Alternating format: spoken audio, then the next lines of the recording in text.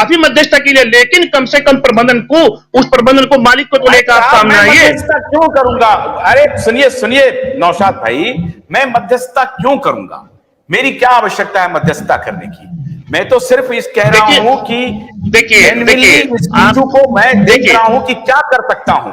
Court में जाने के पहले आप होता है ना भाई, दुर्योधन को भी कृष्ण गया अंतिम बार कह करके कि साहब 5 गांव दे दो, ये नहीं मानोगे तो युद्ध निश्चित है।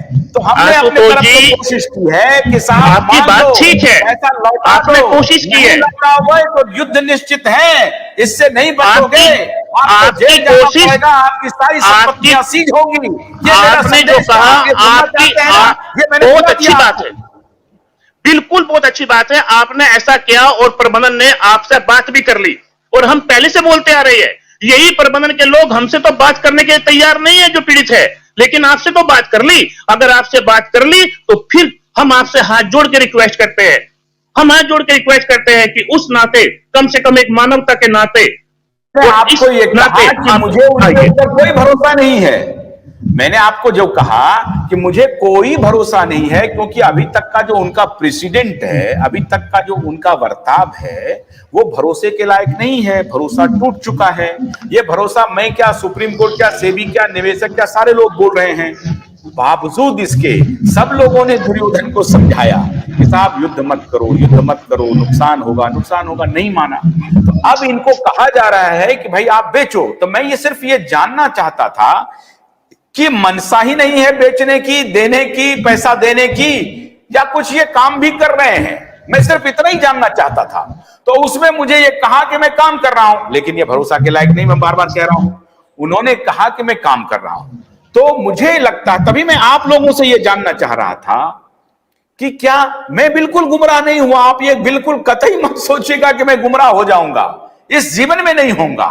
मैं तो आपके सामने ये प्रस्ताव लेकर के, प्रस्ताव नहीं, ये बात रखा है कि साहब ये बातें जो कह रहे हैं वो कि अब एक्टिव हो गए हैं, वो अपना बारसोबा का जमीन बेच रहे हैं, ये बात सही है। मार्केट में तो हम ढूंढ रहे हैं वो। आशुतोष जी माफी रोकूंगा, सुनिए आशुतोष जी, ये बात आपने पूरा आपने सब अपनी बात कह दी।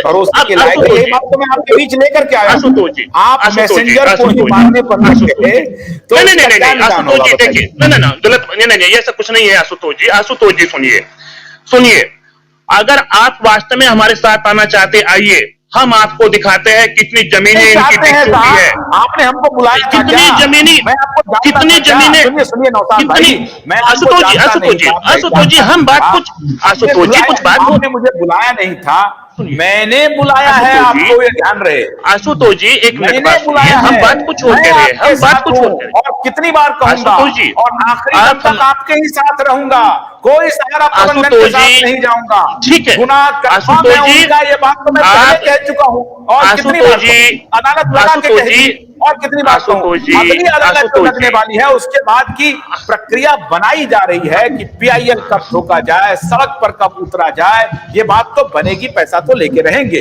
ये मेरा एक्टिविज्म, जर्नलिज्म चल रहा है, पूरी दुनिया देख रही है। उसके बाद आप हमको कह रहे हैं कि माफी चाहता हूँ, एक मिनट कुछ कहना चाहता था प्लीज आशुतोष जी। आशुतोष जी, ऐसी हजारों जमीन है इनकी जो पिछले 5, 6, 7, 10 सालों में बिक चुकी है। मेरे पास उसका एक छोटा सा डाटा भी है, कई जमीनों का डाटा भी है, लेकिन वो जमीनें अलग अलग कंपनियों, अलग अलग व्यक्तियों के नाम हुए, और जब हमने उन पर ऑब्जेक्शन किया तो सहारा प्रबंधन ने साफ सुथरी भाषा में बोल दिया कि ये जमीन हमारी नहीं है, जबकि वो जमीनें बिक चुकी है, और उसका पैसा माननीय सुप्रीम कोर्ट के आदेश के मुताबिक सेबी में भी जमा नहीं हुआ है। देखिए आशुतोष जी, मैं आपको बिल्कुल क्लियर कट बोल सकता हूं, अच्छी बात है आपने बात ही कर रहे हैं, बिल्कुल अच्छी बात है आपने बात करी, लेकिन हम आपकी बात जो आपने करी है, और जो आपको सहारा प्रबंधन ने आपको बताया है, जानकारी आपको दी है, और आपने जानकारी ले, बाकी जानकारी को कलेक्ट करने के लिए हमारे सामने ये प्रोग्राम चलाया है। मैं इस पूरे सहारा प्रबंधन के झूठ को कंडम करता हूं, और उन पे किसी भी तरह का कोई विश्वास नहीं करूंगा। अगर सुब्रत राय एक नहीं कहना चाहिए, लाल तवे पर अपना निचला हिस्सा रख के ये बोलता है कि मैं कार्यकर्ता जमाकर्ताओं को पैसा वापस करना चाहता हूं। सुनिए तो वो तब भी अभी कश्मीरी इंसान। यही सुनिए नौशाद भाई, यही बात मैं उनको उन तक पहुंचाना चाहता था कि देखिए साहब, ये बात आप समझिए बहुत गंभीर मामला है।